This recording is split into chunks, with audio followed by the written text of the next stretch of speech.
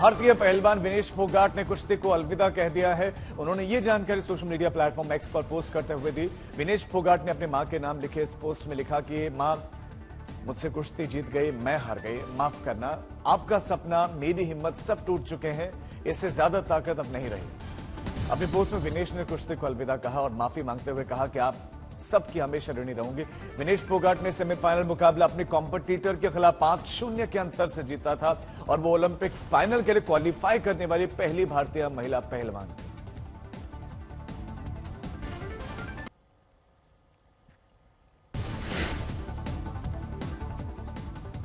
Wrestler Bajrang Punia ने विनेश के संन्यास के ऐलान पर प्रतिक्रिया दी। बजरंग पुनिया ने विनेश पोस्ट पर लिखा कि आप हारी नहीं, हराया गया है। हमारे लिए सदैव आप विजेता ही रहेंगे और आप भारत की बेटी के साथ साथ भारत का अभिमान भी हो।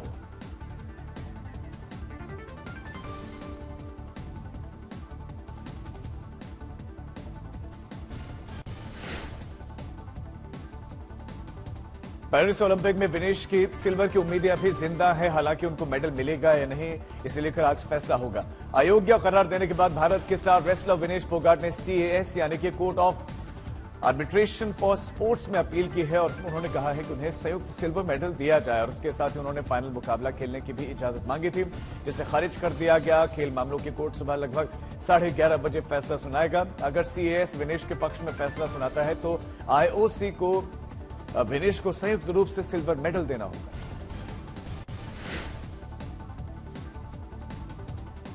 भारत को उस वक्त बड़ा झटका लगा जब 50 किलोग्राम कैटेगरी में विनेश फोगाट का वजन लगभग 100 ग्राम अतिरिक्त पाया गया।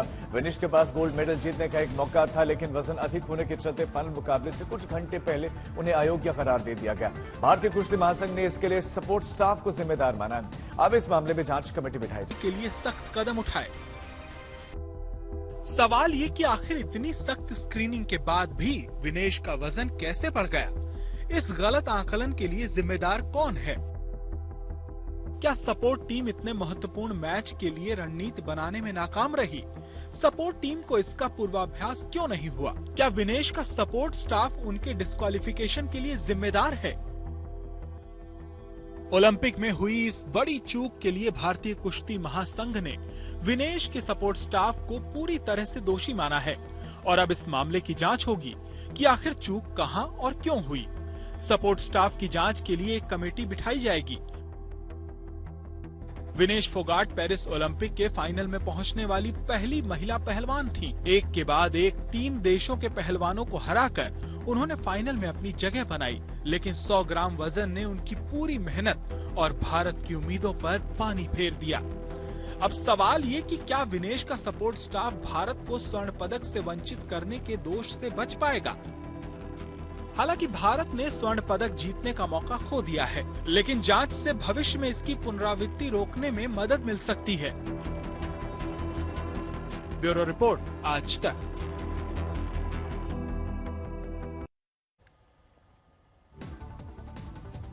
एक तरफ विनेश के डिस्क्वालिफिकेशन ने भारत से मेडल छीन लिया, वहीं वेट लिफ्टिंग में मीराबाई चानू और एथलेटिक्स में अविनाश साबले को भी निराशा ही हाथ लगी।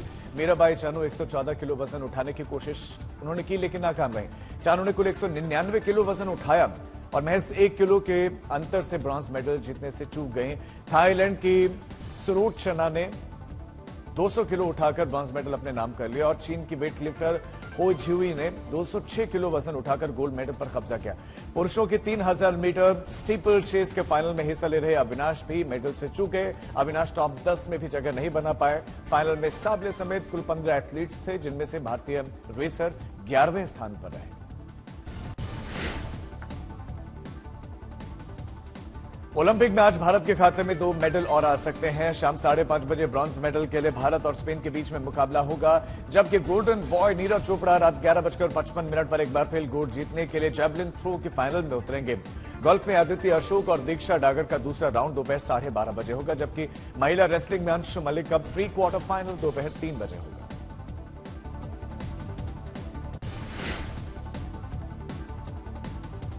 बांग्लादेश में राजनीतिक उथल पुथल के बीच में नई सरकार का शपथ ग्रहण होने वाला है। 15 सदस्यों के साथ अंतरिम सरकार के chief adviser Mohammad Yunus Paris से बांग्लादेश पहुंच रहे हैं। शपथ ग्रहण आज रात 8 बजे होगा।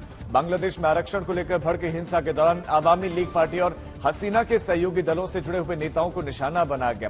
बांग्लादेश में सुरक्षा कारणों के चलते वहां से भारतीय दूतावास के 190 कर्मचारियों को निकाला गया। पड़ोसी देश में हिंसा के बीच में शेख हसीना ने 5 अगस्त को बांग्लादेश छोड़ दिया था। अभी तक ये साफ नहीं हो पाया है कि वो स्थायी तौर पर किस देश का रुख करने वाली। बांग्लादेश में हिंसा के दौरान शेख हसीना की सरकार में मंत्री रहे सलमान फजलुर रहमान के घर पर अराजक भीड़ ने लूटपाट कर दी। भीड़ के हंगामे का वीडियो सामने आया है, जिसमें लोग उनके घर में छोटा बड़ा सब सामान उठाकर ले जाते दिख रहे हैं। किसी ने महंगे सामान पर हाथ साफ किया तो किसी ने कोई बर्तन उठाकर वो चलता बना।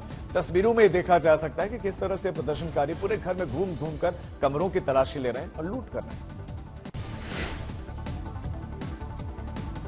बांग्लादेश में हिंदुओं पर हो रहे हमलों के बीच में पलायन का सिलसिला शुरू हो गया। उत्तरी बंगाल में भारत बांग्लादेश सीमा पर लगभग 1000 बांग्लादेशी हिंदुओं ने भारत में दाखिल होने की कोशिश की, लेकिन बीएसएफ ने घुसपैठ को नाकाम कर दिया।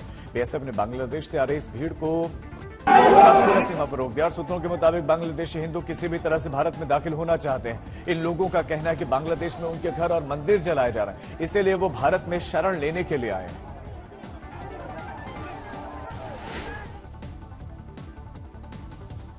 केंद्र सरकार आज लोकसभा में वक्फ संशोधन विधेयक पेश करने जा रहे हैं और इस बिल के जरिए पुराने कानूनों में लगभग 40 बदलाव किए जाएंगे। बिल में कहा गया है कि 1995 से 2013 में कानूनों के बदलाव राज्य वक्फ बोर्ड के कामकाज में कोई भी खास सुधार देखने को मिला ही नहीं और वक्फ संपत्तियों के प्रबंधन और संचालन में पारदर्शिता का अभाव है।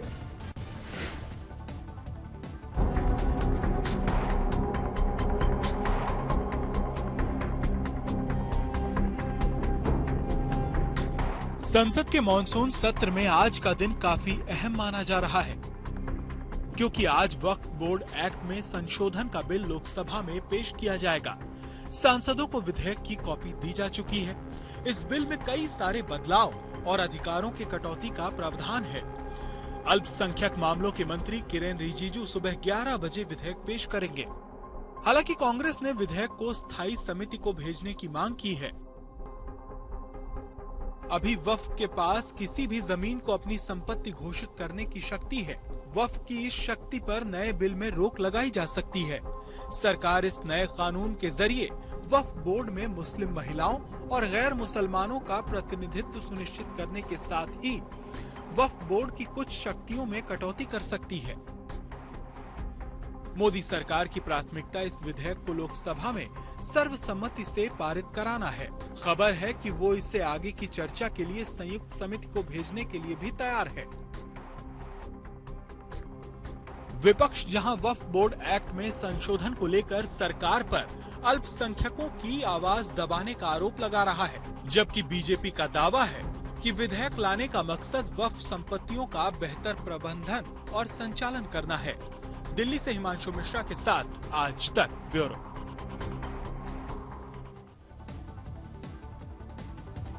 बिहार के बाघा में जेडीयू नेता की गोली मारकर हत्या कर दी गई। हमला नाई की दुकान पर हुआ। बदमाशों ने जेडीयू नेता के सिर में गोली मारी और फरार हो गए। फिलहाल हत्या की वजह का पता नहीं चल पाया है और वारदात के बाद से जेडीयू समर्थकों ने जमकर प्रदर्शन किया और पुलिस के खिलाफ नारेबाजी की। पुलिस ने जल्द ही आरोपियों को पकड़ने का दावा किया है।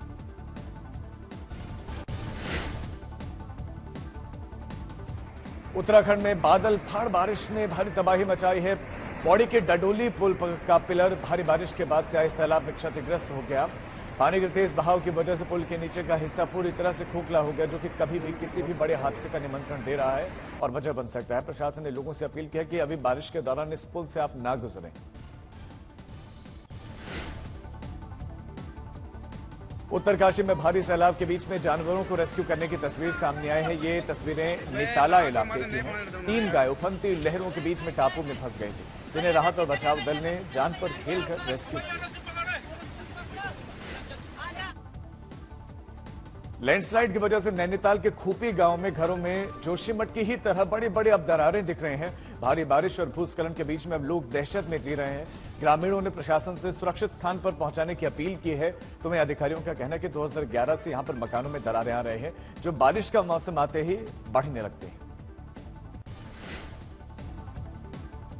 राजस्थान में भी सैलाब जमकर तबाही मचा रहा है। बूंदी जिले में 24 घंटे में मूसलाधार बारिश हुई। इस दौरान एक पक्का मकान जमींदोज हो गया। जिस वक्त हादसा हुआ, घर में परिवार के लोग सो रहे थे। मलबे में 2 बच्चियां दब गई, जिन्हें घंटों की मशक्कत के बाद निकाला गया। इलाज के दौरान 13 साल की बच्ची ने दम तोड़ दिया। यूपी में गंगा नदी रौद्र रूप दिखा रही। गंगा किनारे सभी घाट जलमग्न है। शहर के प्रसिद्ध हनुमान मंदिर तक बाढ़ का पानी पहुंचा है। भारी बारिश के बीच में सीढ़ियों पर झरना बहने लगा। हनुमान जी की आरती और पूजा इस बीच में भी हो रही है।